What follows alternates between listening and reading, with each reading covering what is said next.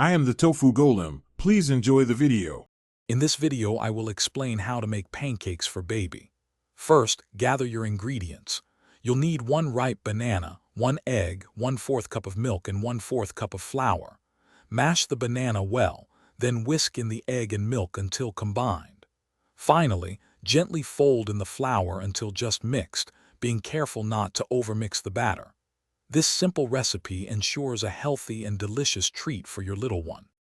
Once your batter is ready, heat a non-stick pan or griddle over medium-low heat. Add a tiny bit of oil or butter if needed. Spoon about 1 tablespoon of batter per pancake onto the pan. Cook for about 2 to 3 minutes per side, or until golden brown and cooked through. These small pancakes are perfect for tiny hands and mouths, making self-feeding easier for your baby. To boost nutrition, consider adding finely grated vegetables like zucchini or carrots to the batter.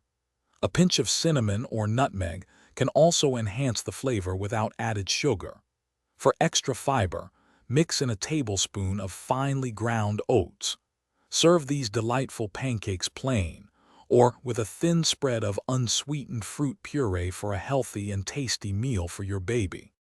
When serving, always cut the pancakes into small, bite-sized pieces suitable for your baby's age and chewing ability. Always supervise your baby closely during meal times to ensure their safety.